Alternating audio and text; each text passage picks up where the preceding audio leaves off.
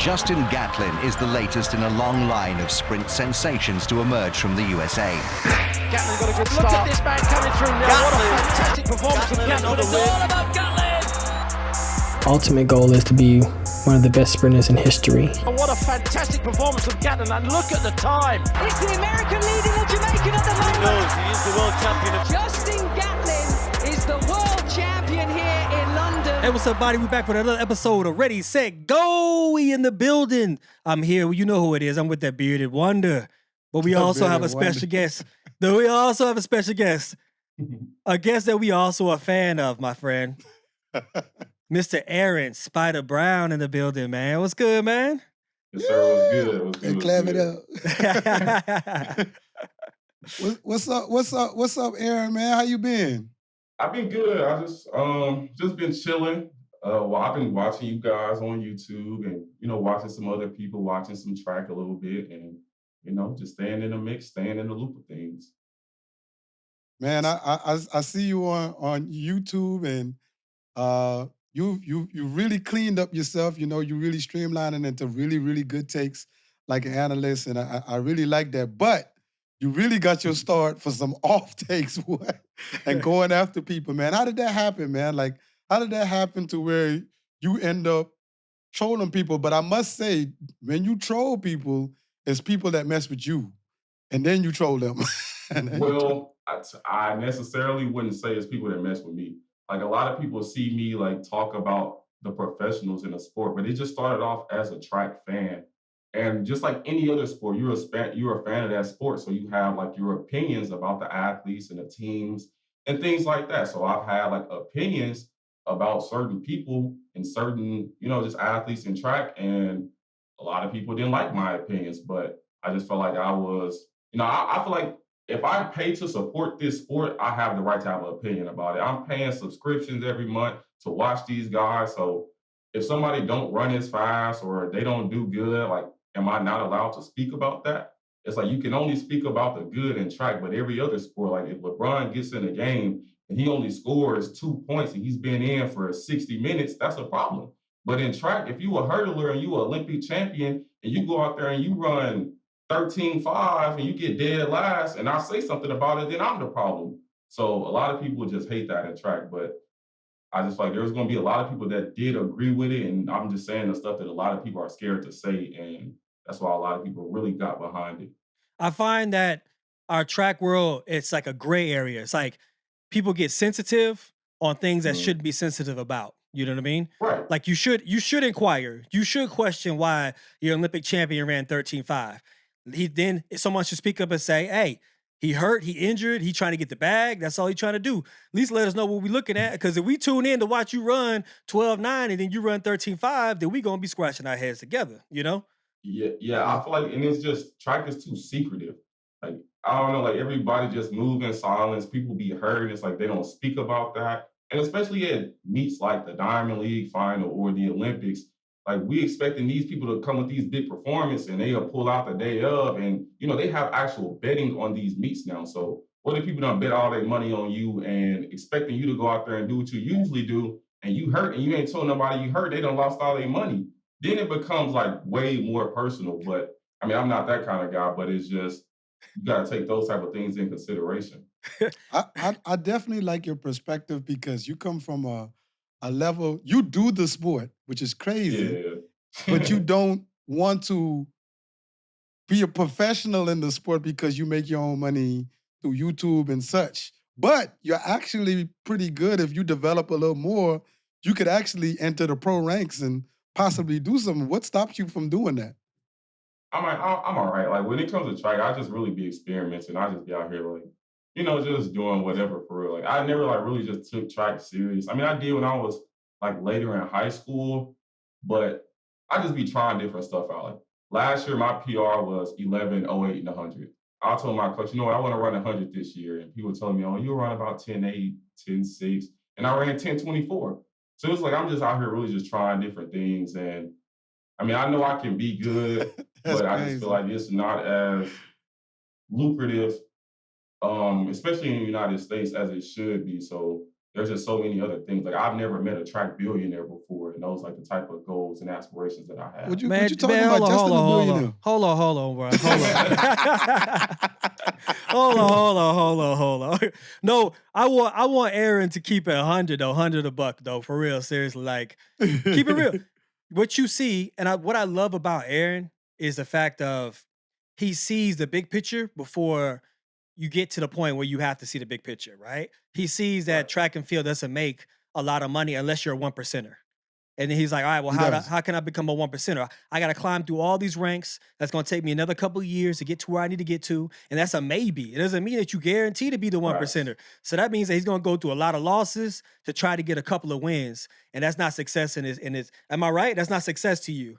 So you're creating is that why you're creating your own lane right now? Your own lane is like we see you doing so much, bro. We see you like commentating, giving your takes on different beats, different people, different situations. But we also know you made your music. You know what I'm saying? You come out with your songs. So is this how you approach it, like organically? Is that how this is just you, or this is kind of like you see how it moves? Because you seem like you have your head be thinking a different perspective, and you be like, all right, I can do this from an entertainment perspective. Yeah, so I've always been like the entertainment guy. Like I was big online before I ever did a track video. That's what like a lot of people don't know. Like that's what got me on shows like Dr. Phil and things like that. Like I've always like approached life from that type of aspect. And then it was like when I came to track, like I never wanted to be like a professional track runner. I didn't think that was cool growing up. Like maybe an NFL player or an NBA player or a pro soccer player, but I never thought like track runners were cool unless they were like that 1%. And then there's guys in that 1% who I still don't think are cool. So it's like, I never wanted to be one of those guys. We know who you're talking about. I never wanted to be one of those guys. So it's just like, I know I can do this and I can make like really good money and like make really good investments and just elevate in life. And people will know me just as much as they know the rest of those guys. So it's like, you know. Speaking about that, bro, you know, the top 1% is, I mean, it ain't no secret. Anybody that knows Erin Brown knows that you have a disliking, or I don't even know what to call it. You correct me, for Noah Lyles. What is that about? Because you have a whole diss song about him. Like, yeah. So when it comes to Noah Lyles, like I'm gonna just say, as a sports person, I'm not a fan of him. It's just pretty much that. Like I'm not a fan. And in any other sport, it's like we have our favorite athletes, and then we have the athletes that we don't like, and he just happens to fall into that category. I just don't like him as a track guy. Like as a person, I don't know him, so I can't be like, you know, I don't like Noah Lyles personally. Like I don't know him in his personal life to not like him. But when it comes to track and field and him being out there as a track athlete, I don't like him. When he races, I'm going to root against him, and just things like that. So I mean, it's nothing too major. I mean, I made, you know, diss songs and just entertaining the people, but it's just pretty much that. I saw you could be very honorable, though, because I watched your reaction video to when he won. You didn't want him to win, but when he won, you was like, yeah, he won, congratulations. So, yeah, I like, mean, I'm not gonna lie, gave it to him. That 100-meter title holds a lot of weight. Like, there's nothing you can disrespect about that. Like, and it hasn't been done since 2004. So all of these people have tried and all of these people have failed. So, I mean, I never taken away from his talent. Like, he has crazy talent, but I just don't like him, like, as an athlete. I'm not going to root for him. It's just like boxers. Some people didn't like Mayweather. Like, Mayweather was an immensely talented boxer, but a lot of people rooted against him. You just don't like the way he entertains. Yeah, is that your style? I just don't like the way he entertains. I feel you. I understand that. But I must say, I hope, I wish, Noah, if you're watching this, we need a response diss track. We need to get track and field diss tracks. He does music. A thing. He does music. he does music. So we need a diss track. Entertain the track world, man. Shoot. Speaking of entertainment, man, on your videos, man, I noticed that you actually do a lot of informationals now, just so a lot of people could understand what's going on in the track world, whether it be something from the 80s or 90s all the way up to the stuff current. What is your quest on your page, and like, what are you trying to do for, like, are you trying to do what we do? Like, as far as give information to people to blow our sport up, or like what is like your motivation to do what you do? I feel like there is an avenue that it's kind of a gray area avenue when it comes to connecting the average person to track and field. And I just feel like with people actually running, that's not going to connect the actual person to track and field. Like you have to connect with something that's relatable. And I feel like different stories that happen in track, like cool, you have like the doping scandals and things like that. Like that's cool and all. Like that's just a part of the sport. But there's a lot of things that's happened in this sport that a lot of people in this sport don't even know about. And I'm trying to cover those stories and get those out because I'm finding out new things every day as I research and write these scripts and actually go in there and read them. I'm like, damn, I never knew that happened.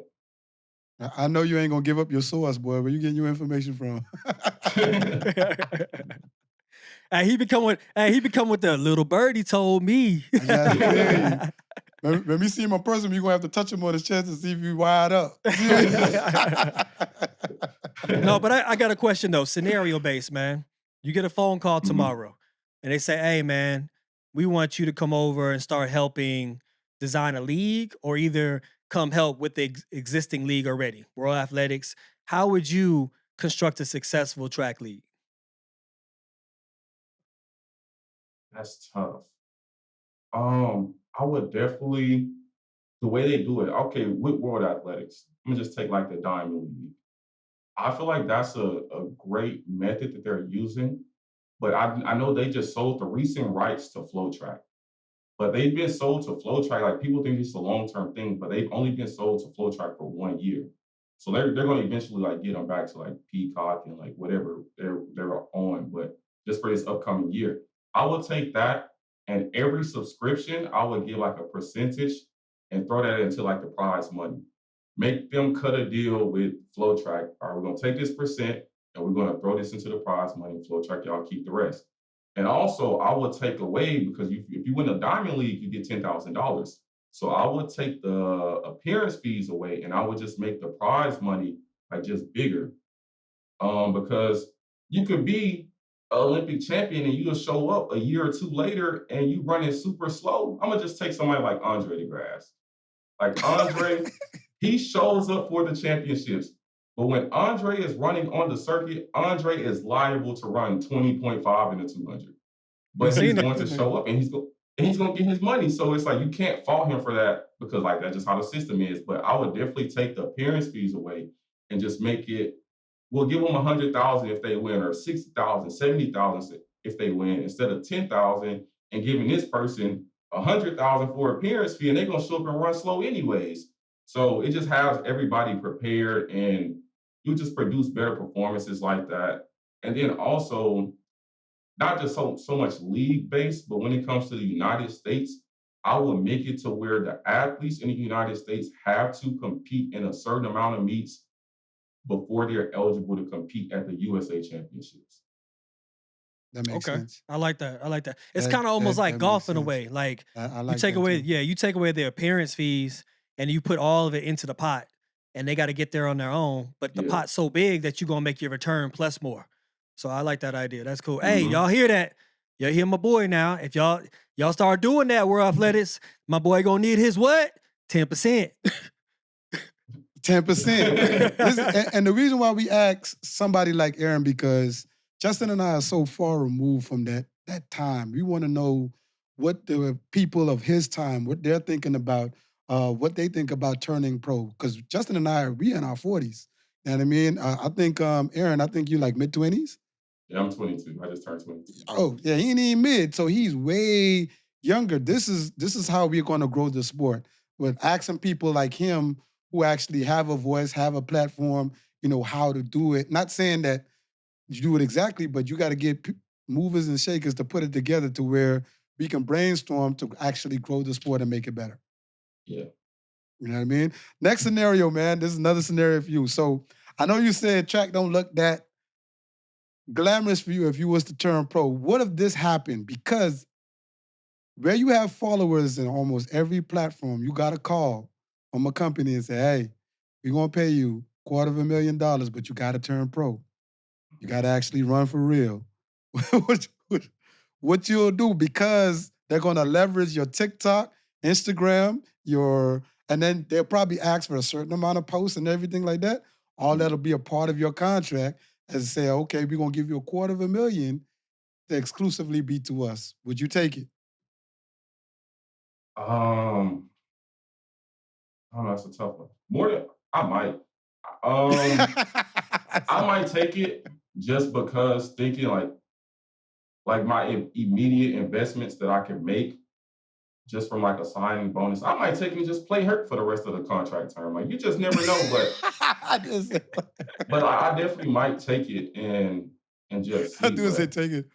But why not take it? Because think about this, right? If you take it seriously, you're already big amongst like kids who are like 16, 17, 18. Right.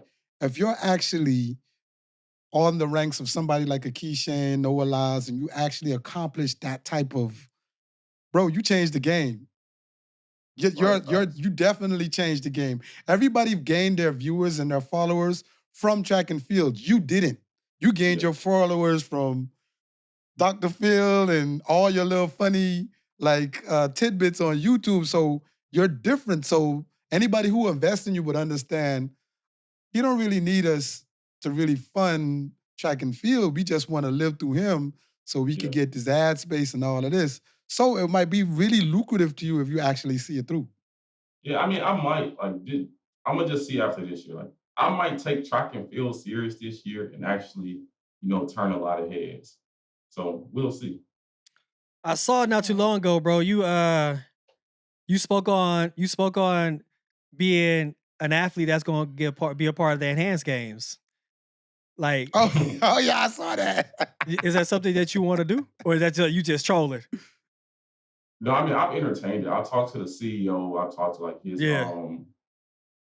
associate, and we've been talking about it.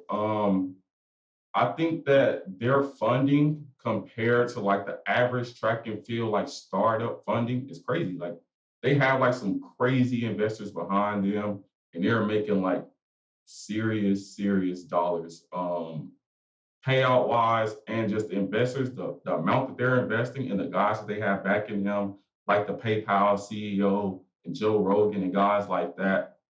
I don't know, we'll see. But a lot of people think it's like you have to go and you got to get full of drugs to compete, and you don't. Like, they just don't incorporate drug testing, so you can be go clean. out there and you could be clean and just run and still make money. So and like, you just never know. So listen, bro, I think you should be that person that they bring on and really talk about it. I think you come from a perspective that's really unapologetic. You speak your mind, and you kind of march to the beat of your own drum. I think that's, you know what I mean? That's something that they can really use in their arsenal, you know what I'm saying, by making it really popular. We did our research on it as well, too. So, and it doesn't mean, like you said, it doesn't have to mean drugs or anything you take. It could be the enhancement of your shoes. It can be the enhancement of your clothes. They bringing all those things back. Like the swimmers, remember the swimmers about a couple years ago in the Olympics? They banned like the swimsuits. The shark skin, The shark skin. They banned them skin. They said now they can wear the shark skin in those races with enhanced games. They can wear the shoes that the milers, the Nike ones they made. They can wear those shoes that are banned. They can wear the spikes that were banned. They can wear anything that, and they're not gonna ban nothing. They just go out there. It's Wild West. You can go out there and run your ass off. Facts. They have like some actual Olympians and guys like that who are actually signed up to compete. So it's definitely gonna be interesting. But I mean, if they talk the right amount of money, I'll definitely take more consideration into it. But you just never know.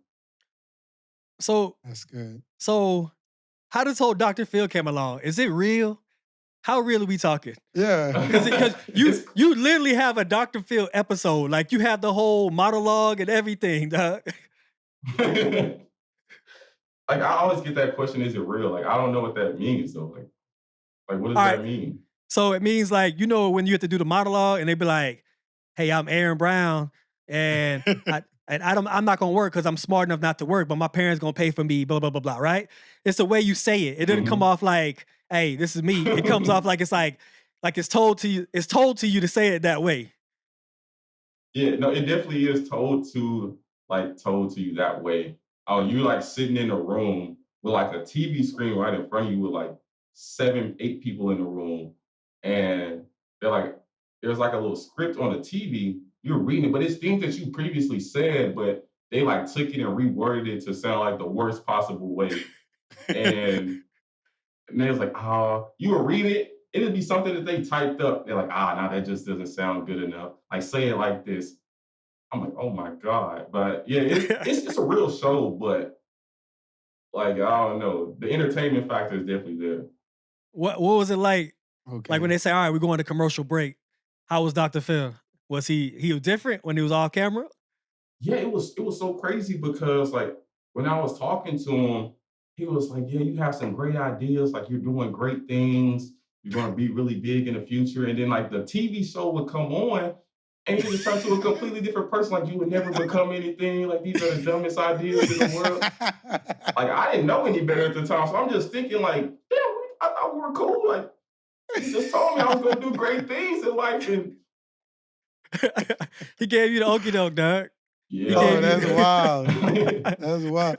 I guess that's how most of these reality shows work, bro. You know what I mean? Yeah. When we think we see what we see. I know a couple people who are on a few of those, like Hip Hop of Atlanta. I won't say their names because I know them personally, but they be saying like they'll record for like 5 or 6 hours and they'll use like maybe like 30 minutes of what they said and misconstrue everything and make them look like a total villain. And they be like, bro, I said it, but I ain't said it like that. Yeah. It'd be crazy though. Those shows are like that. And I know this one guy, he's actually competing at the Paralympics right now. His name is Shea Foster. He's from Texas as well. He's from Katy. And he was on a few shows, but he was on like recently, like Love Island, I think is a show. And like on Netflix. And I think that show is kind of like that too. Yeah, it's heavily edited. And they kind of like tell you exactly what to do, who you gonna hook up with and all that kind of stuff like that. So, but I mean, it's entertainment, man. It is what it is. That's what people want, That's right? true. So you got to deliver what people want by keeping, but you got to keep your integrity at the same time, who you are. Facts. That's why I feel like the sport needs somebody like Erin, man. He's entertainment. Whether you like him or hate him. I mean, Noah Lyles, whether you like or hate him, he brings attention to the sport. I feel like you the same. Whether you like it or not, you do the same, man. So yeah, that's definitely crazy. So Erin, you asked us a question in our mailbag. Who do you feel is going to be the dominant athlete going into 2025? Male sprinter. Man, and female sprinter. I want to hear that too. That 200 Olympic champion. I'm definitely Botswana.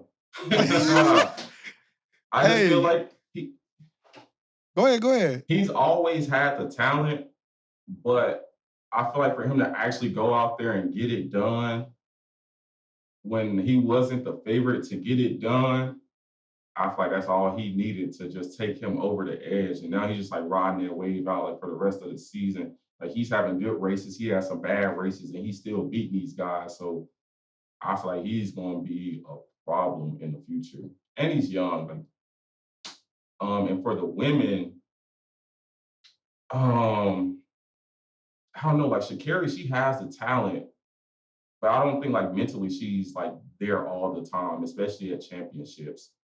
But her, Julia Alfred she's really good. I'm glad she is finally getting the credit that she deserves.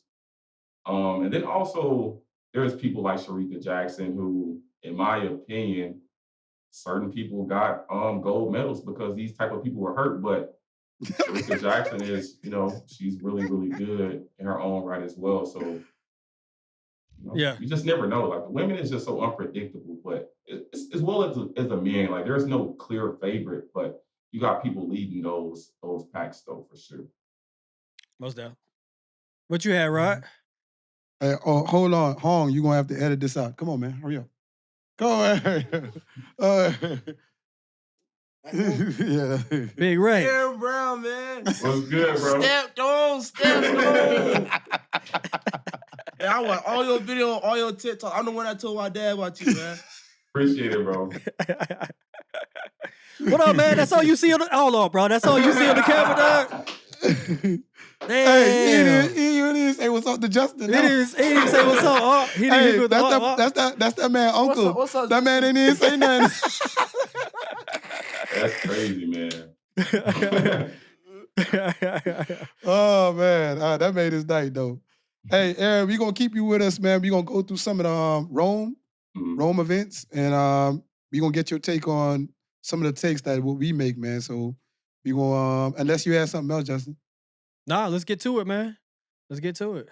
You guys already know who RSG's partnering with, DraftKings. With our promo code RSG, new customers who bet $5 get even more $250 in bonus bets instantly. And on top of that, you're going to get 1 month of NFL Plus Premium. With football officially starting back on Sundays, DraftKings is an official partner of the NFL. And if you don't have sports betting in your state, don't even worry. DraftKings has daily fantasy where you can win cash prizes. And I sound like a broken record every single week. With our promo code RSG, new customers who bet just as little as $5 get $250 in bonus bets instantly. So make sure you go and download the DraftKings Sportsbook app now. The crown is yours.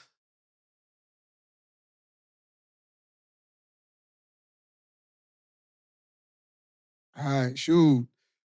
First up, man, on the Rome Diamond League, man, I love this race, man. This young lady, man, she out there showing everybody. She on her revenge tour, not even weeks after. Akira Nugent, man. She's out there doing what she needs to do to just conquer, running 12:24, man. You know, she beat the Olympic champion Masai, running 12:25, but those two, that's a rivalry that was from college, bro. Like Akira Nugent always like had a number, but like when it got to the Olympics, it just didn't happen for Nugent. But that young lady, man, she just out there doing her thing, man. What'd you think about the race when you watched? Man, I'm always surprised when you see like the lineup, and the lineup just be with people with so many like crazy accolades. You know what I'm saying? Like you had Kenny in the race. Kenny was the former world record holder. You know what I'm saying? She was now she's the second fastest woman in history who's ever done hurdles. You know what I mean? So you have so many athletes that have done amazing things, and they go out there and get it done. And every week it's always a different winner, dog. That's what I love about the women's 100-meter hurdles, man. What you think, Erin? I agree. I think that was a really, really good race. I had Nugent winning the Olympics, but I heard she got hurt like after the first or second round, and it went the way it went. And the hurdles is just one of those races. If you aren't on your A game that day, any one of those women can go out there and get it done. Masai got it done at the Olympics, but that 12:24, and it's crazy because all the time she runs fast, it's always into a negative headwind. So That's crazy for real. yeah, so I'm curious to see how she would get with like a 1.2 or something like that. Like I think they can push that world record area in that event. That's what I love about track and field. When you have athletes like these two females who've already been battling each other for years, and now they set something up for a crazy matchup. Let's just say Messiah Russell is the Olympic champion. She won it outright. She did an amazing job. But now it's going to push Nugent to go out and break the world record. So now you got the world record holder facing off against Olympic champion, and now they're pushing the level to a whole, they're pushing their event to a whole different level, dog. That's what real track and field, the evolution of track and field should always look like. I hate when people go out there and sandbag, don't run to their potential. Like you want to see them take that sport into a next level and compete at a high level. We always be enamored by times instead of like the effort of competition. That's where it should really lie at. I definitely think the 100-meter hurdles is the most fairest race out there. Like I've heard one of the hurdlers say, boy, we don't be ducking nobody.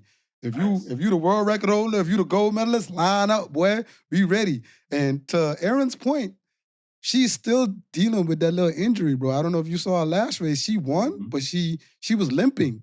So is to tell me, like, bro, you ran 12:24 and you telling me you still dealing with some junk, bro, which is crazy. Because the second fastest time, which is the old world record in the world, is 12:20. 12:20. Yeah. 12:20. Just crazy, man. Just crazy. Crazy. Congrats to Akira Nugent. I mean, a lot of the Jamaicans was mad when we didn't mention her name in our picks. But look, we mentioning her name now, man. She out there doing her thing. The 200, man. Brittany Brown. Remember, I gave Brittany Brown her kudos. I am a fan of Brittany Brown because she is someone that we call grinding out the mud. Never an NCAA champ, never a state champion, never a national champion, but that girl is a medalist. What y'all thought about her race? What you got? What you got, Erin? Brittany Brown is a dog, man. People can say whatever about Brittany Brown. She didn't have the accomplishments coming up as a kid or during college, but she's been getting it done for some years, since like 2019. I mean, she's had like time off in between, but yeah, she's a dog. Like if it's on the line and it's open and it's anybody race, she's gonna put everything out there to go take it. And she's just one of those athletes that you just gotta respect it. You know, every time she go out there, she's not with the sandbag and she's not with the sitting and kicking. She going out there and she gonna give her all every time. And that's just one of those type of things you just gotta respect. That's true. That's facts. I remember when she first came out this season was like, y'all disrespecting me. Y'all keep putting me in these outside lanes. And I'm going to show y'all what it is. But the crazy thing is, every race that she has done really well in this season was from 7 and up, bro. From 7 and up, she went out there, got a bronze medal. 7 up, she went out there, PR. 7 up, she's out there dominating. So, I mean, she may not like it, but that's her thing, bro. Hey, that's her thing. Hey, Brittany, your lane is number 7. You need to pick that lane every time. You hear me, Brittany? But we definitely are fans, man. That race was definitely a fast race. She eased up at the line. She ended up running like 22 flat. But she looked like she is still in really good form. Like coming into the Diamond League final, she might drop something really crazy. But a surprise to me in that race, somebody who was actually coming back into better form is Anavia Battle, bro. She ran 22:27 from lane 2 or 3. I think it's lane 2. Lane 2. Which is, and if she's in lane 2, she's a taller female, bro. So if you put her in one of the outer lanes, she definitely runs faster. So she definitely ran a really, really good race. She ate that turn. She tried to go with Brittany. It just seemed like she didn't have enough in the end, but her PB, just like Brittany, is around 21.9. So to both of those ladies, man, great race. For sure. Who we got up next, man? Shoot. We got, man, listen, all the people who was big enough, who was running behind the biggest stars are really getting their praise, man. I'm shouting out Anna Cockrell, man. She went over there and she did what my son said, stepped on. That's what Erin say? That's what it is, Erin? Yeah.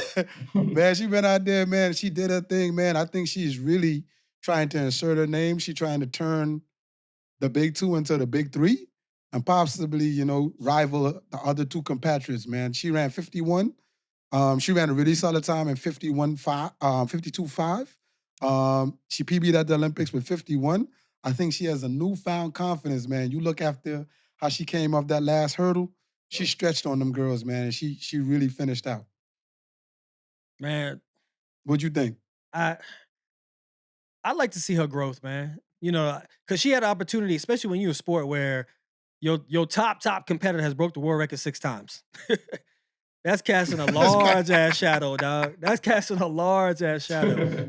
You know what I mean? That gives you a point where you kind of be like, man, well, I'm just out here just collecting the bag. But she really is putting effort in trying to get better.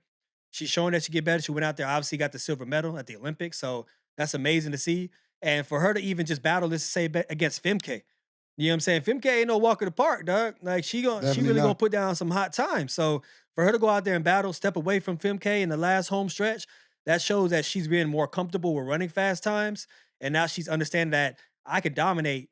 If those girls in the race, it's my race to win, hands down. So she really putting that really together. I like that a lot. Yeah, I agree with that. Yeah, man, that's definitely a good race, man. Shout out to Anna. I like how all the ones who I shouted out, they stepping up to the plate, man.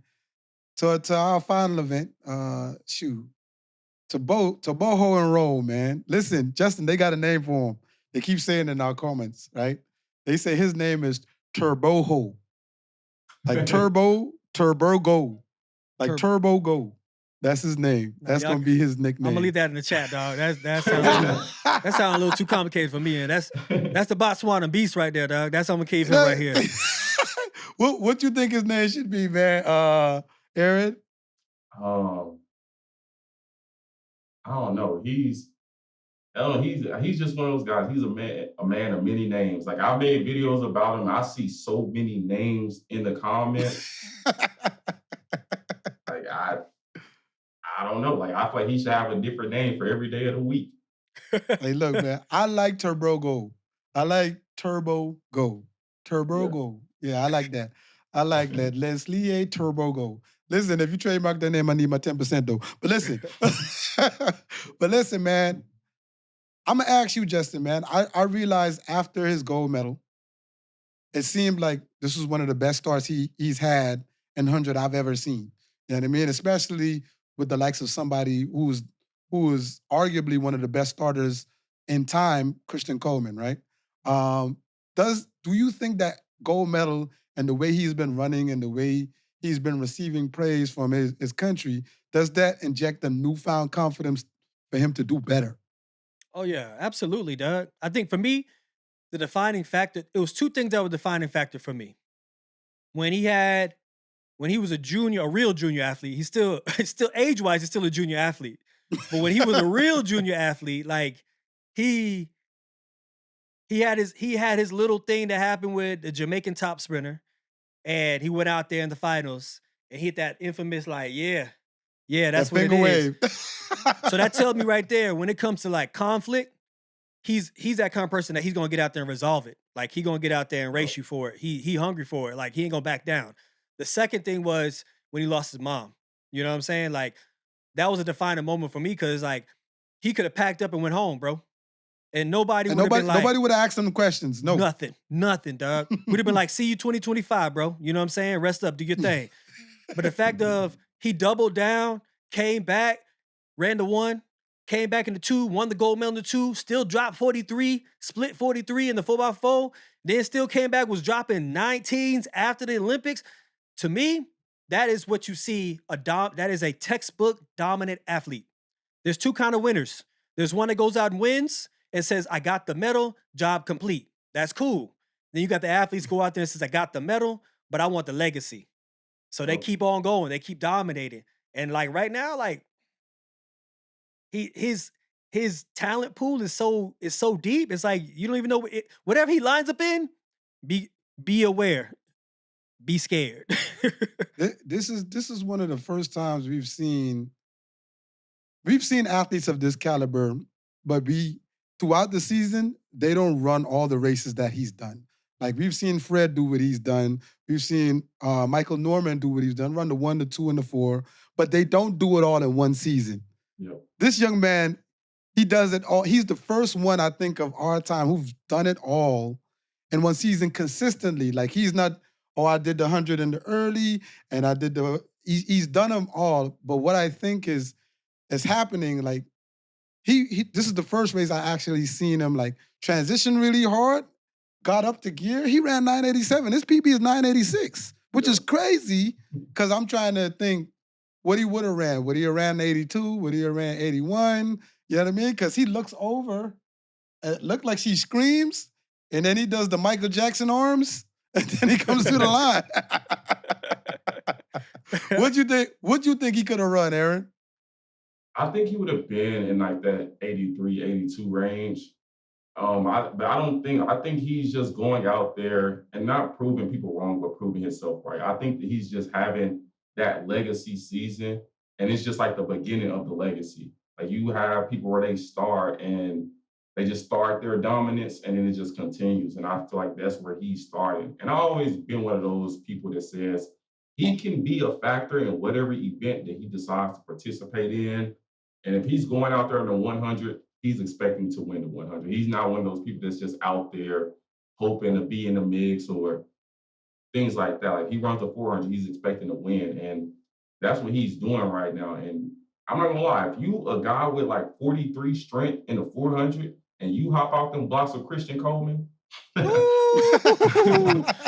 Boy, I'm scared, boy. Yeah, you can do anything. What do you feel about what y'all feel about the fact that people now are like, because he's showing so much more character after his races, showing so much character on his social media, but people are like, man, he changed. Like, what y'all feel about that, man? He definitely hasn't changed. He showed that character since he was a junior with the finger wave. He letting them know, like, hey, you talk crazy in this warm-up area, I'm going to go out there and whoop your ass, boy. I'm going to go out there and whoop your ass. He letting them know. Not saying that anybody in that race said that, because after the race, I love the camaraderie. Everybody hugged and consoled, and they was, like, congratulating him and everything like that. It was great. But he looks like a person, like, he doesn't do much talking. Like, you going to tell him what you going to do to him, and he going to be like, yeah, wait till you get on this line. Wait till you get on this line. He looked like one of those guys. But I don't think he changed, because the confidence to have when you beating somebody and you turn and look and shake your finger like this. Listen, you ain't even running for a time. You running to win, but to really show him, boy, you stepped on, boy. Like, that's what he doing. That's what he doing.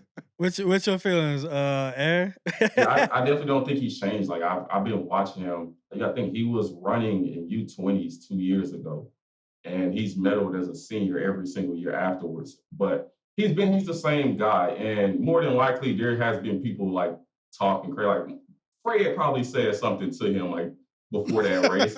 You know how Fred get, and he, it was just one of those runs. Like, he went out there and he proved himself right, and he's been doing that since he was a kid. So I mean, it's nothing different. It's just on a bigger stage now. But I mean, he's that same guy. I can see Fred saying something to him like, "Hey man, you better not have your 400-meter legs today. This the 100. Might show you what it is." I wish they had a camera in the warm-up area to hear how some of these guys talk. They'll say it jokingly. They'll be like, "Boy, what you dropping out in this 100 for, boy? There's too much heat for you. There's too much heat." They'll say that. Like, they'll say it out loud. Like, you don't belong here. You need to go. We gonna run your ass right back up out of here. It's so funny. Have you seen that before? Who, me or you? Yeah. Or have you told anybody that before that tried to drop from up into your event and you look and you like, boy, why you here? Hell yeah! I come from an era where there was nothing but trash talking. We were birthed from the era of people who were ready to fight. You know what I mean? So yeah, that's right.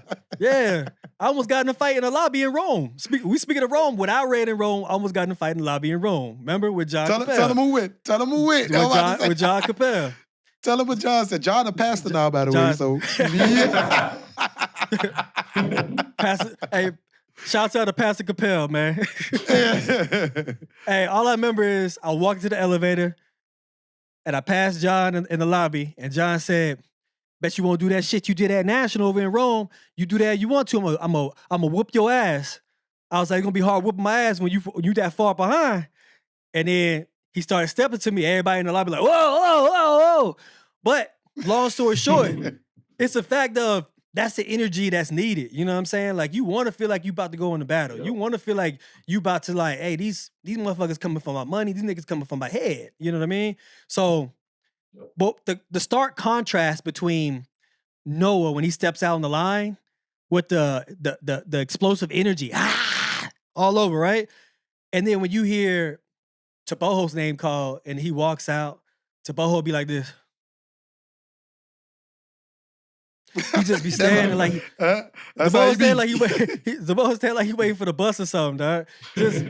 But then he get out there and roll your ass. Tebogo be standing out there looking at him like, "Are you done?" That's what I like. That's what I like about it, man. That's very good, man. Speaking of U20s, I want to let all our fans know U20s. If you didn't watch, it was definitely on our screens. Youth under 20s is an event similar to World Championships or Olympics that we have in track and field that preview our future stars. Like we just said, Leslie Tebogo was an under 20 champ. And we had a few more come from those rankings to turn into, Usain Bolt was one of them, to turn into some of our greatest stars. So we encourage, that's the developmental part of our sport that we want to tell everybody. With that being said, we're going to jump into some of the races, the 100, 200s, 400s, 4x1s, and just talk about them. And let's see where we could go with our conversations, man. And the 100, the young man that helped South Africa get their medal for King Simbini, which I was so happy for him. Now, this dude is the man. He done pulled it off. He done won the 100, man. I don't want to mess with this man. Let me look at his name again. Look at that Y'all boy. know I'm good at butchering. You know how it. you do, You boy. say his name, Justin, so they don't come get me. What his name is? Well, I gotta say his name. That's your department. His Wazala. name is Bayando Was Walaza. well, why Yeah, is see, that? I was gonna say Wazala. See, and they were gonna come get me. Look, he ran 10:18 in that race. Two South Africans, man, they got gold and bronze. Yeah. But I was really looking at, I ain't gonna mess this one up, that Boonson kid. He has really great top end, and he's from Thailand. Yeah. I don't know how they coaching in rare. Thailand. I would love to see what their facilities look like, or what they're doing, or just a peek into how he trains, because that's very, very rare for me. But congratulations to, say his name, Erin? Bayando Walaza. Yeah, because if they come for, they're gonna come for him. But anyway. I remember when I was competing, boy. We had a him. dude in Japan, and he's still running out. His name is Tidal. And I remember I was trading for the 100 in like 20. Erin, know, this dude have a hell of a start, dog. Hell of a start, hell of a drive phase. Acceleration is crazy. Crazy to see in person, dog, because the way he gets out, his back is so flat and parallel to the track, and he just be moving. Zzz. I remember we was warming up I for the seen meet that in dude. Japan. We was warming up for the meet in Japan, and we watched him do his starts. And then Dennis turned to me and said, "All right, now, don't let that boy put his name on you, boy." I don't know what you talking about. He said, "You see his name? That boy named Tidal. He gonna put that in shit." So the whole night, I'm thinking about this dude from the roll on me, dog. Funny. This dude from the roll on me. We get to the line. I ain't gonna lie. It took me, he got out. It took me about 60, 65 meters to catch him, dog. He was gone. Like his acceleration was crazy, dog. It's just natural like that sometimes, man. You just find somebody in Japan or Thailand who just got that motor skills like that. Yep. Yeah, man. Yeah, I definitely think he's one to watch, but definitely I say Bayanda is on definitely a high, especially because he's already like an Olympic medalist. You know what I mean? So he came to U20 like, hey, I got a real medal. We got these play medals out there. Yeah, I was at the big show. I got me one. You know what I mean? So I definitely think, shoot, this dude, when he go back to school, bro, he got a real medal. And he go, listen, his mama better tell him now, hey, boy, you better chill. You better chill with these ladies, boy, because they going to be on them. Man, Olympic silver medal and 2 U20 gold medals. Yeah. Yeah, man, he's crazy. definitely the guy. He's the guy. They celebrated him when he came home. I talked about his celebration before. They celebrate him like he was coming home from coming to America, boy. I was like, dang, boy, that. You could imagine them celebrating them. Them girls looking like, yeah, that's Bayanda.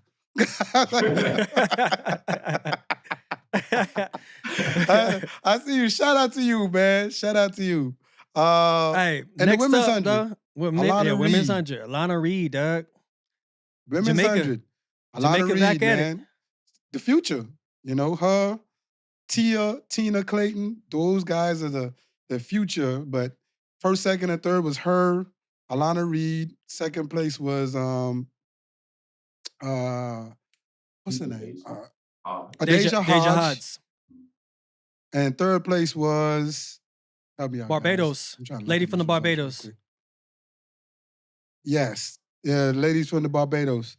But speaking of Alana Reed and Deja Hodge, right? We've heard about those names for a while now, mixed with the names of Bershawn's daughter, Shanti Jackson. So those two ladies have two different routes, right? Yeah. Like, if people don't know, Alana Reed is already a professional athlete, right? She signed with Nike. She's ran in the pro ranks. Deja Hodge has ran amongst pros, but competed in high school, right? So we have one in the path of who's already pro right now, who's going to stay in the pro ranks. And then we have Deja who committed to Georgia, and then she'll be a bulldog this year and being a collegiate athlete.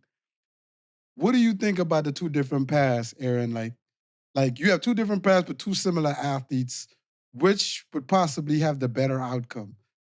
I'll definitely say that the professional route from high school, I feel like Jamaica has had a lot of success with that route. In my opinion, I'm a strong believer that the NCAA is a early graveyard for athletes.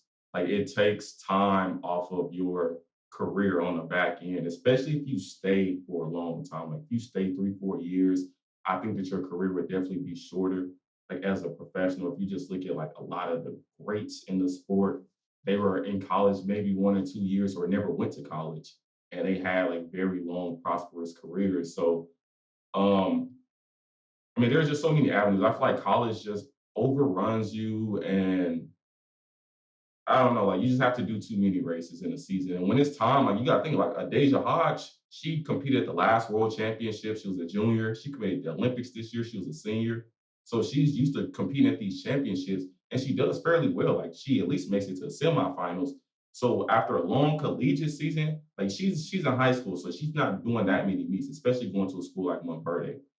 But competing at a school like in the NCAA where you have to do like twice as many meets, like indoor, outdoor, and then having to go run fast at those championships, I'm not sure how that adjustment will be. I mean, different people work different ways, but I definitely think longevity wise, taking that pro route when you have the talent coming out of high school is the better option. So what's your thoughts on Some NIL? Oh, It's not as lucrative as people think it is for track and field, at least. If you're a football player, you can go make millions in college. But if you look at the top track athletes in college, they aren't the ones with the NIL deals. It's really the people with the top followings on social media. Like you have mediocre distance runners, but they have like large followings, and they're the ones getting like the shoe deals, like NIL deals. So it's really not about your talent that much. Like you have NCAA champions in the 100, and they weren't going to get the NIL deals, or like collegiate leaders in these sprint events, but they aren't getting NIL deals. They're giving it to guys like me, and I ain't did nothing for real. So I'll definitely say that if you have that talent, take the money while it's there, because school will always be there. Running fast won't be there that long. Facts. I definitely agree with him. Like I like what Louis did. I mean, I agree. Hinchliff, Mhm. it was a good idea for him not to go back to college. Like Yep. you've won on the highest level of that level. Like to go back, if you was to go back and lose, now your stock dropped because whatever shoe company offered you, whatever they offer you, if you go back and lose, they're not going to offer you that same amount of money. You know what I mean? You kind of lost your stock. You know what I mean? The only guy who I know who played that game and won is Walter Dix. Yeah. That's the only guy who I know played that game with them shoe companies, went back every year, and he lost in his senior year, and he still got the biggest contract coming out of college, which is crazy. It's crazy because there wasn't even there wasn't no NIL back then. So he just in college just off of GP, just off a good principle. Oh my God. Yeah, but he had a good agent, and Kim, I can't remember what Kim's last name is, but he had a great agent. I know I think she represented him and Andre DeGrasse the same year they came out. And she garnished their contract. So, I mean, it's definitely the agents who help garnish those deals with the work that the athlete has already done. So athletes coming out, no? She had LaShawn, she had Angelo Taylor. I think at that point in time she only had those three because that was her trifecta. Because DeGrasse, Okay. DeGrasse is with. So I'm wrong.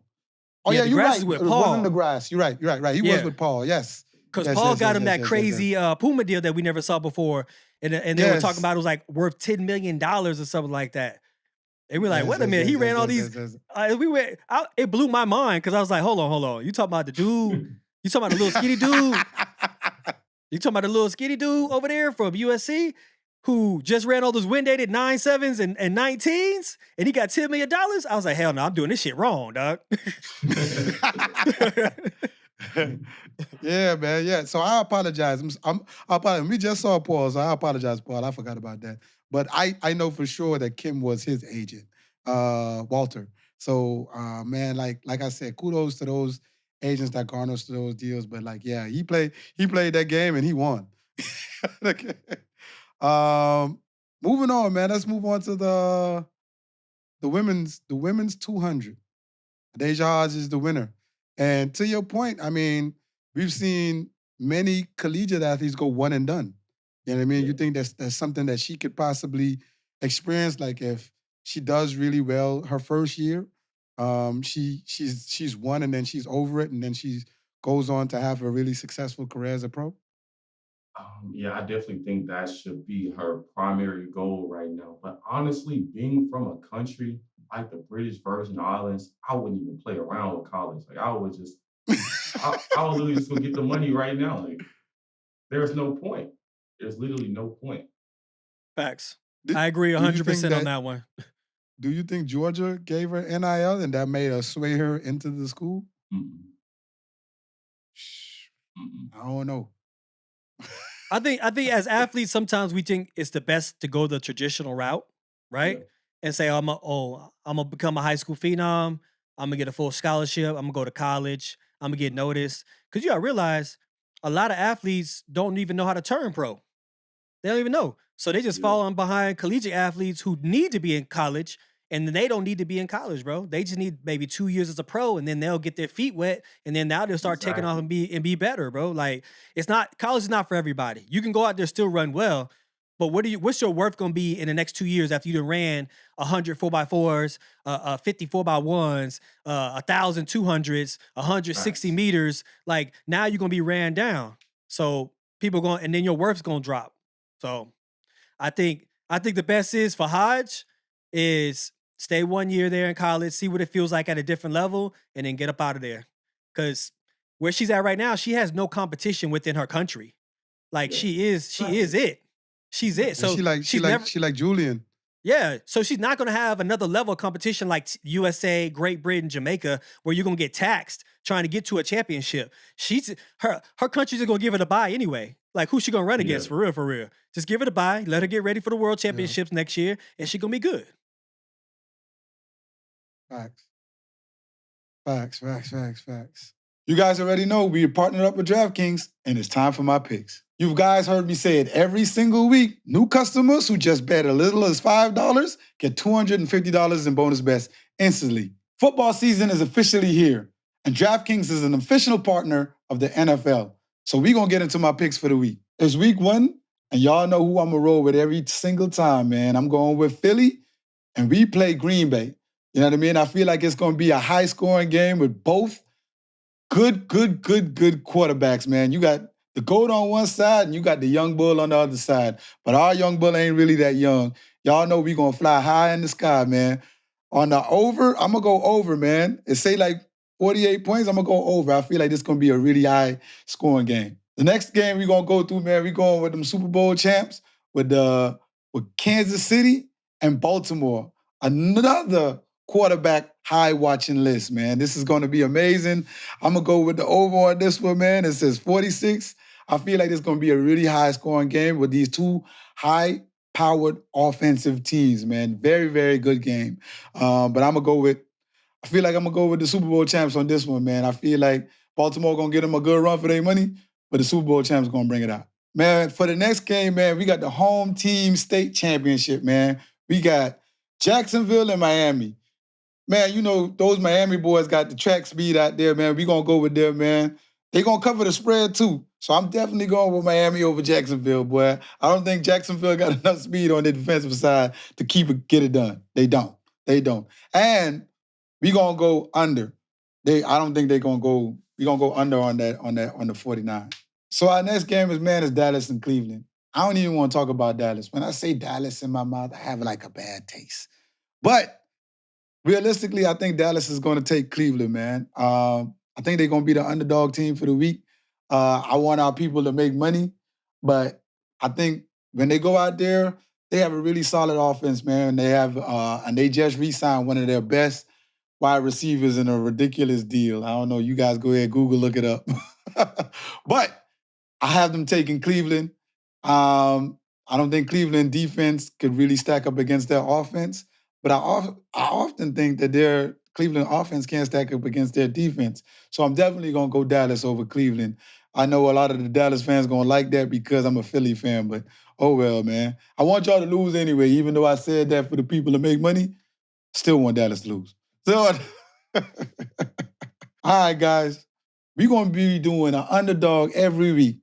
And our underdog game of the week is going to be Pittsburgh versus Atlanta. I'm going to take Pittsburgh because I feel like the coaches are getting it back together. They're in a rebuilding phase.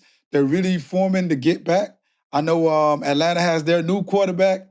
You know, they're going to try to have some new insertions of some new things, but I'm going to go with Pittsburgh. And that's my dad's team, man. Love my dad.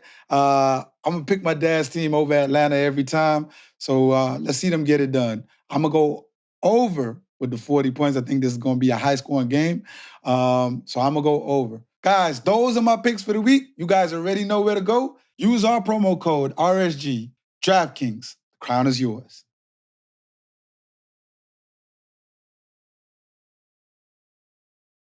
Shoot, men's 200. We got Bayanda again, man. We said it earlier. He's a double gold medalist at U20s. But when I watched that race, I thought Gout would have got him, man. Gout be rolling though. That's a dog right there. That's a dog right there. He do. You know what I want to stop seeing? I want to stop seeing the comparisons to Bolt. I get everybody. Exactly. I get that he is the benchmark. I get that. But I don't think people understand how difficult comparisons to Bolt are. One, he's survived 3 Olympics with gold medals, which is a hard feat to survive even one. Just one. You know what I mean? He was a junior world record holder. It's just so many accolades, so many avenues that he dealt with. You know, to put the pressure on these kids to be like, oh, you the next Bolt. You know, it's just not fast times. It's surviving over a duration or a period of time. And everybody know how track and field is. You could go out there and have a banging year, 1 year, and then your next year, because of injury, be dog shit. You know what I mean? And that's how track and field is. Like, if you don't make the comparison, let Gout be Gout. He's the next Gout. Let Tebogo be Turboho, not the next Bolt. Let's stop measuring these people up to these high-end accolades that, you know, sometimes can play on their mind. Let's just enjoy them for what they are. They ran fast, and let's just enjoy them. That's what I would like to say. I mean, what's your take on what I just said? I don't know. What you think, Erin? Either one of you. Well, if you Google Gout, the first picture that pops up is Usain Bolt. I actually did this the other day. I was like, there's no way. So this comparison is really big. I think it's more so of the body type, but I don't know, that longevity matters. Like I think people underestimate that longevity that Bolt had. Like people think that Bolt just came around and just did a little winning and then just disappeared. But like that 3 Olympics with straight gold medals, that's if you make it in your career and you successfully obtain 1 gold medal, like you're a legend. But if you can go 3 Olympic cycles and get gold medals all 3 of those cycles, that's a different type of specimen right there. So I feel like out of respect, you shouldn't compare nobody to that.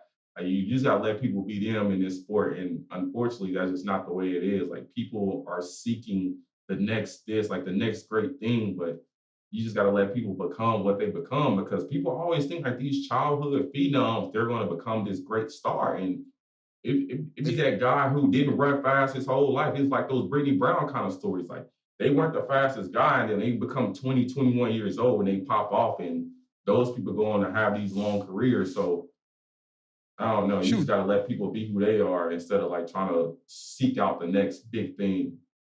Shoot, that's Jet. That's Carmelita Jeter. Carmelita. That's Jet. That's what Jet did, bro. And she ended up being what, 5th fastest all time? You know what I mean? Just a hard behind working lady, man. You know what I mean? So yeah, let's just enjoy these people for who they are in their time. Let them matriculate into wherever they're gonna be. You know. But Justin, what's your take? We didn't even get to hear what you said. Listen, I agree. I mean, you look at what Bolt did, and not taking anything away from Gal or anybody else that's doing their thing right now and dominating. Bolt, when Bolt was a junior, he had the junior world record, which at that point in time, in 2004, because I remember I was there, this dude ran 19.09. 1993 was his record, bro. Like, you put that against these guys today, he is eclipsing them. You know what I mean? So to say that this person's the next and that person's the next, I feel like we give the microphone to the bandwagoners. Like, stop putting these young athletes on a path that comes with a lot of stress. It comes with a lot of pressure. You know what I mean? Let them go out there and develop themselves. Hell, if anything, let him say, no, I'm Gout, bro. I'm about to be different.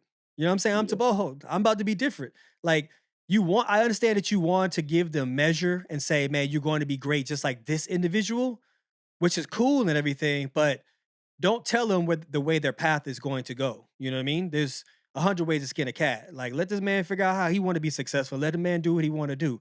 So big up to Gout. We've been watching you from the beginning. Love to see what you're doing down there, man. More praises to all them guys out there. But next, let's talk about these Jamaicans who've been dominating, dog. Like in the junior U20s, dog. Like, whoo, 4x1, 4x1 men and women. Like, they got their lick back. They got their lick back. They got their lick back. They like, hey, look, we couldn't get it right during the Olympics, but listen, we gonna get it right now. We gonna show you. We a preview of what's coming next, and they definitely handle their business, man. Shoot, that young man on last leg for Jamaica, I think his name is Dela, or what's his name? See, that's why I don't like. Yeah, I don't like saying names, man. Like, they've been getting me on these names. But he ran down, man, that guy from Great Britain. I know that guy from Great Britain feels sick. But the guy who I talked about earlier, Boone's son, he got the baton like in 6th place and got them a 3rd medal, bro. He got them the bronze, bro. Who? Boone's son. Listen, Boone's son. I'm going to say your name again. Look, I'm looking out for you, boy. Yeah, kudos to the Jamaicans, but Boone's son was moving, boy. I don't know what they gave that boy, if that boy had him some chai tea before he went out there. But that boy was moving. What you think about the women's 4x1?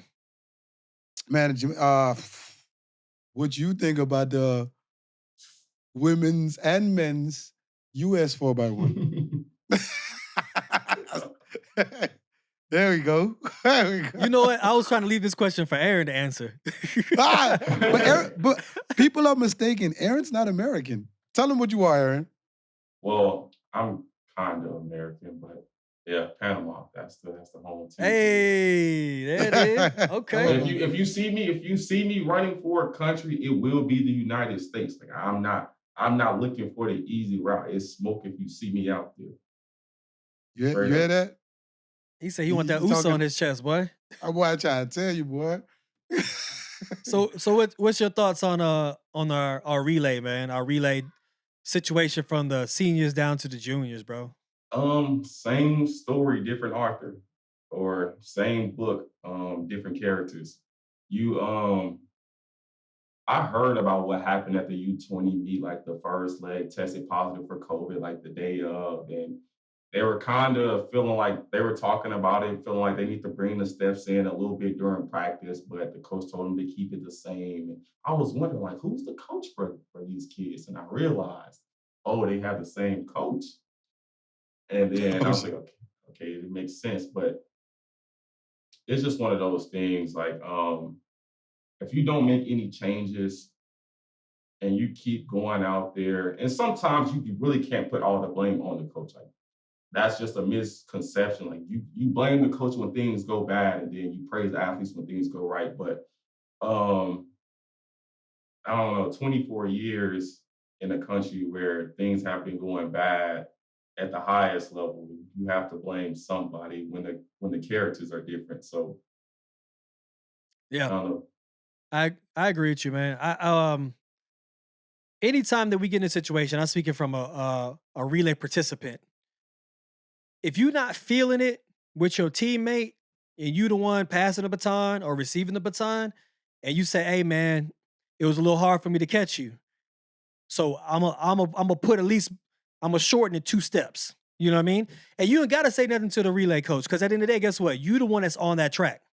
You're the one that's going to be passing and receiving that baton at high top speed. You know what I'm saying? Top end speed. So it's like, to me, it's like that's a non-coachable moment that you have to be able to make that decision with your teammates. It's like being on the football field and the quarterback making a decision that goes against what the coach is seeing, but you seeing something different as a quarterback. Or if you're on the basketball court, you seeing something different than what the coach is seeing on the sideline. Sometimes you have to make decisions in the game of play that's going to better suit you and your teammates. And I feel like if he feels that he needed to take off 2 more steps or push the steps in because he wasn't feeling well, he should have just said, "All right, coach, I'm gonna do what I do anyway." You know what I'm saying?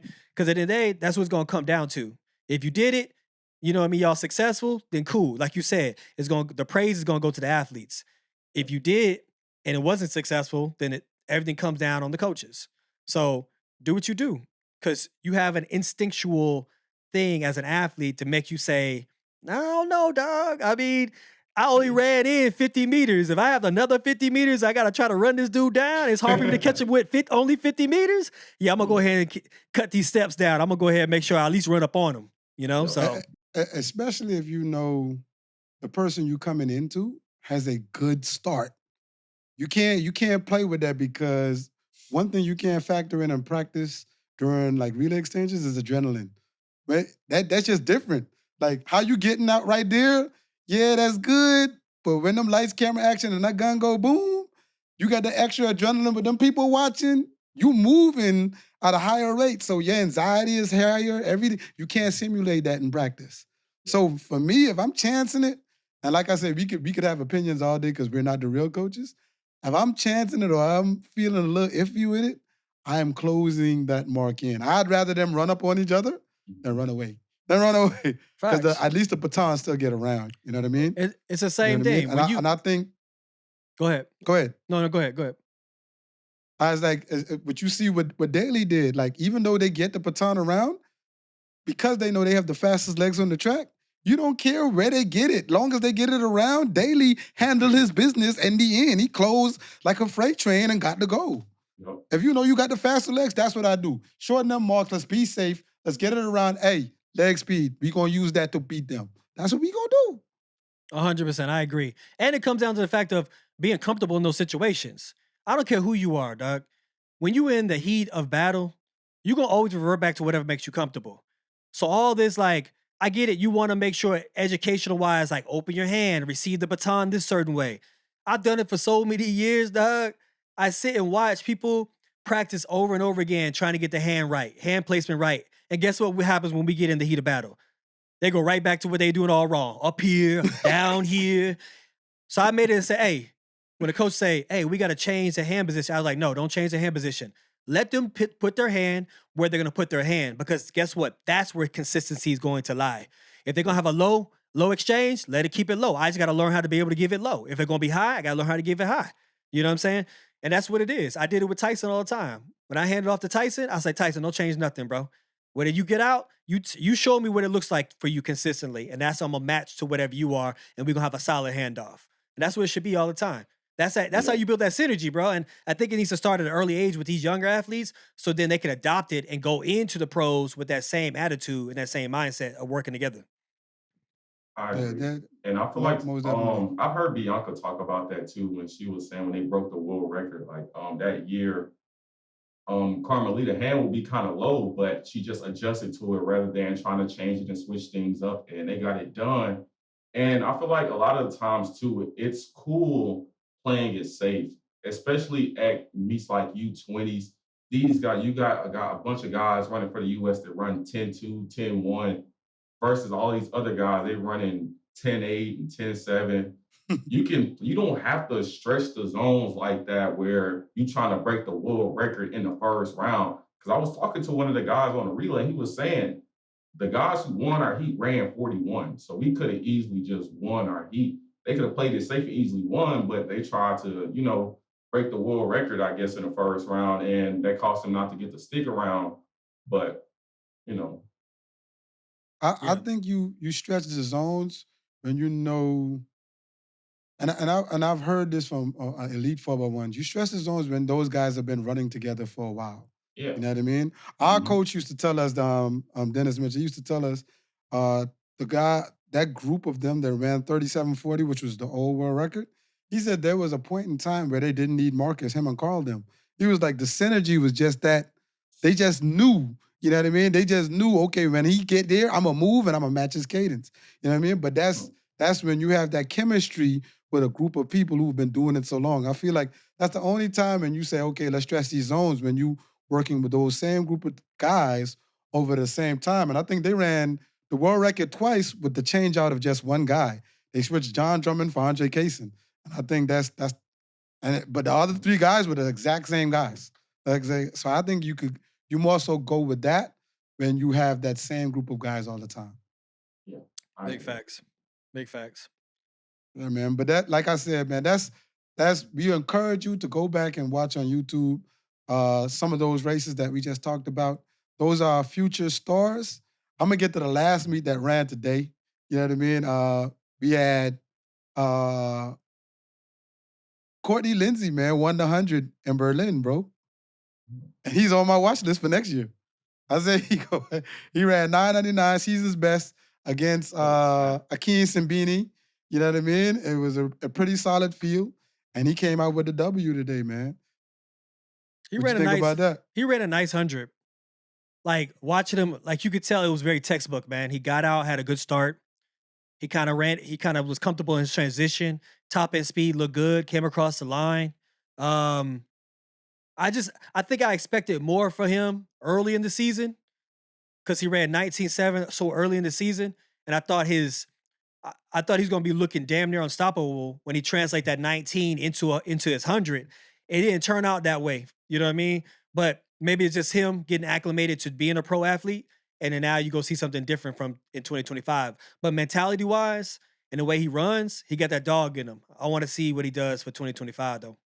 He might relay it to Boho because Tebogo say he's not running the 100 in the Diamond League final. He's only running the 200. But when they asked him about his 100, he says just so much intricacies in the 100 is why he doesn't like to like it. It's like if you mess up one thing running with the elites, you toast. Yeah. And that may be what it is with Courtney. You know what I mean? There's so much more room for error in a 200 to you can make up. If you mess up in the first 50, you can make that back up on the last 50.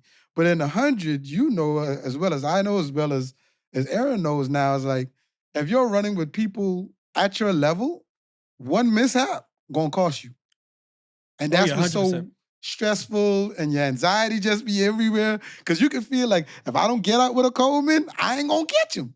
Or if I'm not with Noah at like maybe 80 meters, I'm dead. Like, you know what I mean? So those are all things that possibly go through the elite mind of the elite sprinter. You know what I mean? Yeah. Like, what was your thoughts when you was running with Bolt? Like, what would you think? I have to be with him here, or I'm toast? Hell yeah. I was thinking like I gotta keep this motherfucker behind me somehow. Somehow I gotta keep this motherfucker behind me. No, it's like you get to a point where if you racing at a high level, there's like the margin of error is so small now, bro. Like you can't float a step. You can't like have a short drive phase. You can't come up and have your hips sitting while you're trying to run. Like you gotta be damn near perfect, dog. You gotta be damn near perfect. And now you got to fight with the fact of you got to be damn near perfect against 7 to 8 of the guys. You got to be damn near perfect after you just ran 3 races back to back for the last 2 weeks. You know what I mean? You got to be damn near perfect when you're not eating the normal foods you normally eat. You sleep deprived. So everything's battling against you while you're trying to be perfect out there and run well. You know what I mean? So there's always a high level of stress. It's a fact of on that day, whoever can get it done the best. And Bolt was that dude. He knew his race pattern. He knew no one can beat him. He said, if I drop him off at 35, who gonna touch me? And he was right for the most part. You know what I mean? That's what it is. So That's what it comes down to, is like knowing your race strategy, knowing your pattern, and just being comfortable with it. Look at Tebogo. Tebogo has almost no drive phase. It's non-existent, basically. He gets out for like 4 steps, driving, and he up and running, dog, and he's topping in everybody. Yep.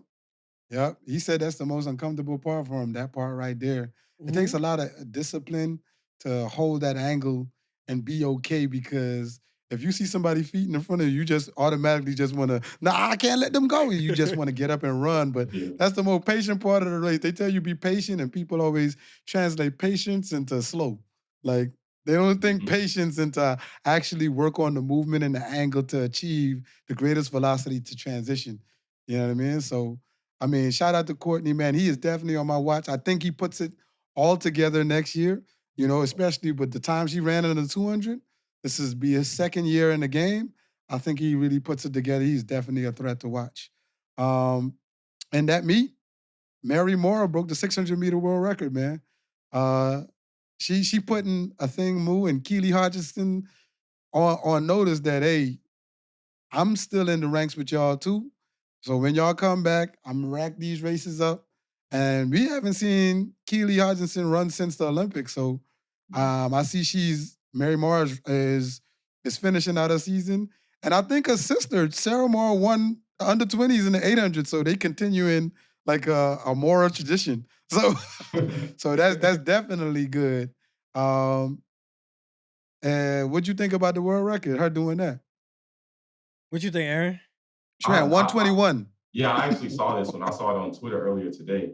And I usually don't put too much emphasis on these like world records and these off distances, but just knowing what type of athlete she is and like actually seeing her range and seeing her, like, she's one of the big 3 in the 800. So she's one of those people. So I had to like respect this record. And 121 is sliding. Like, you can say what you want to say. Like, 121 is moving. Like, there's a lot of these records, like in the off distances, like the 3,000 and the 1,000. Like, I don't really just put too much into those, but that 600, just because of who she is and what she's done, and that women's 800 is one of those events to where any one of those 3 can show up on that day and get it done. And yeah, she dropped that field off like later in the race, like that last like 120, 150-ish, and ran away with it. But yeah, that 121, that's moving. Listen, she could beat me. That's all I know. So she could beat me, dog. In shape me. Listen, boy, that's your best, boy. I can't even run 120 in a 500 in grass, dog. So she got me. I'm good. I'm good. I'm gonna be over there collecting her spikes. Hey, got your bag, got your warm-up clothes. Go ahead. I'll meet you back, man. Go ahead, do your thing. She doing her thing right now. I like to see how it translates for her going into the 800. You know what I mean? See if that world record speed is gonna help her for that 800, and see if that's gonna help her dominate. And I mean, because it's a tall order. You got Keely Hodges, man. Keely Hodges is like a robot out there sometimes. So yeah, it's gonna be crazy. Man, Keely ran 154. That's a PB, which is fast for a high school boy. So not a high school girl, y'all. A high school boy. That's pretty solid. It's not like top tier, but you in the mix. You know what I mean? So I just want to let people know that, man. But that's it for like most of our meets. I want to get into something else, man. What y'all think about, or Erin, I think I asked Justin this already. What you think about Duplantis and Warholm 100-meter matchup? Yeah, I saw a tweet about this, and I made one the other day. I was like, y'all, there's no way that Mondo beats Karsten, right? And everybody was saying, I don't see it. Like, no, I've actually been at meets with Mondo. Like, even in high school, like, I remember Mondo came down to Texas Relays, and he was there, and he can run. He can run, but I don't know, a guy running 45 over hurdles, like, I can't, because I associate that with people like him beating Rod Benjamin. Like, Rod Benjamin can run. Like, Rod Benjamin ran 10-0. I remember, like, at the ranch in Texas a few years ago. Mm-hmm. So 10:03, yeah. I would assume that Warholm can at least run like 10-2, maybe. I got Warholm to win. I mean, his mentality too. His mentality, that gun go off. Warholm gonna try to run up out his skin, dog. He gonna really try to win this thing. This is all I'm saying, right? This is all I'm saying. With the approach of the pole vault, Duplantis definitely is working on his speed, right? Yeah, for sure. When I look at his PB, I think his PB is 10.57 in high school. Mm-hmm. We're not talking about the same Duplantis. This is a bigger, stronger Duplantis. Right. So we haven't seen him sprint before.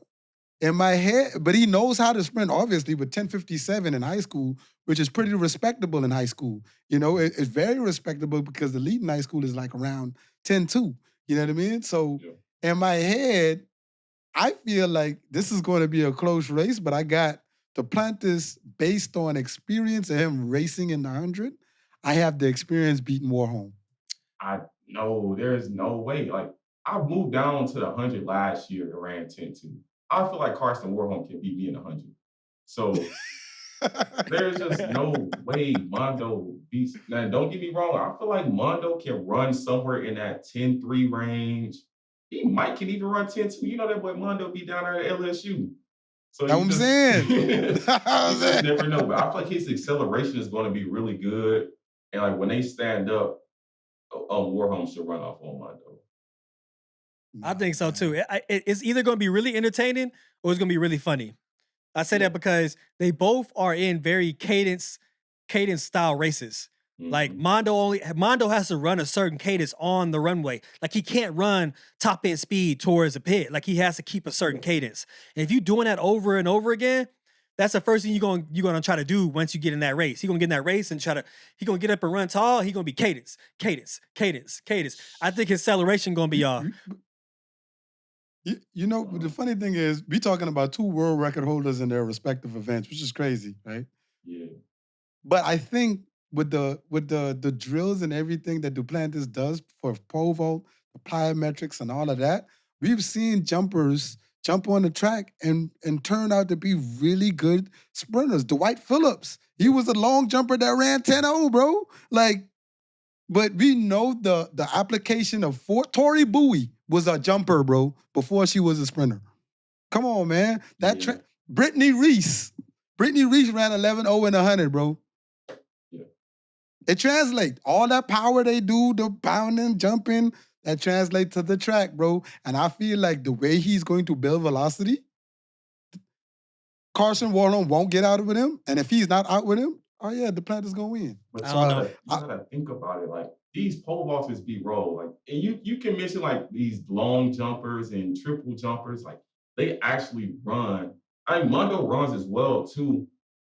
But bro, you gotta think this guy ran 45 over hurdles and 44 in the open 4. I'm not sure if he has like 200s or 100s ever documented, but I feel like that 45 and that 44 in the open, like I feel like that means something. Even when he raced guys like Rye, it's like he gets out on Rye. We know Rye has like 43 speed. We seen Rye run 19 seconds, and we seen Rye run 10.0. And not to say he's as fast as Rye, which he isn't, but he's somewhere in that range to at least beat him over hurdles a lot of the times when it matters. But Mondo, he can run. I just don't see it. I'm gonna raise you on it. I'm gonna put it just like this. I'm gonna put it just like this. You loved the Viking for what he did, which is every time that gun goes off, he runs as hard as he can, as fast as he can, and tells you, catch me if you can. That's all he about, bro. That's it. And you gotta realize we've seen training montages of how he trains. And he trains the same way he competes, which is that's what we're gonna see. I think he's just gonna get out there, the gun go off, and he gonna roll Mondo. Sorry. Because he gonna try to run, he gonna try to beat this dude, he gonna try to dominate that race. So he gonna come across that line, he gonna be like, hey, give me my money. I'm telling you right now, that's what we're gonna turn out to. Just give me my money. Just give me my money. Listen, though. Run 9.8. I'm gonna put this wager on it, man. Listen, Erin, if you lose this bet, right, you gotta follow my son, man. My son is such a big fan of yours. You gotta go in. He'll follow you, and you gotta follow him back if you lose this bet. Whatever you need from me, if you gotta make me make a shot at it on there, I'm willing to do it or whatever. But if you lose this bet, you gotta follow my son. You gotta follow. All right, cool. I'm gonna make a bet. I'm gonna make a bet with you on this one then. What's the bet? Wait. Go ahead, hold on. If I got to see where this is going. If Warholm wins, you gotta wear a Bahama speed suit on the next episode. I ain't talking about the jersey, bro. Speed suit. Funny thing is, gotta be tight on your ass. I will win that. And all right, and if I win that Jamaican speed suit we got in at Paris, you got to wear that for the next episode. All right, bet. I'm shaking on that one. Man. Shoot, we have anything else, boy? I think that's it, man. I think we good to go, man. We appreciate you, man, coming on the show, bro. Well, go ahead. What you got? No, I was gonna say, Erin, man, tell us, where we can see you on all your platforms. Tell the crowd if you have any special messages you want to put out there, anything they want to know about you. Say it into the camera. Go ahead. Yeah, Erin Spider Brown everywhere. You just type that in on any platform, you can find me there. But my message is to everybody, people always tell you in life you can do whatever you want to do and you can be whatever you want to be. That's the biggest lie ever told. You can do whatever you work to do and you can be whatever you work to be. Just don't let that go over your head. Oh, I'm stealing that. That's going on the t-shirt. Right? I like that. Hey, my boy gonna need his 10% though. If you sell that shit. Yeah. Spider go get 10%. Hey, man. Shoot, well, Erin, we definitely thank you for being on our show, taking time out today. We hope our fans really enjoyed this episode. I know I did. I know Justin did. Hopefully we'll see you again, man. Hopefully we might see you on the track. Yeah, I mean, I'm looking, man. You might be that hybrid that changed the game. But, for all our fans and listeners, next time on Ready, Set, Go!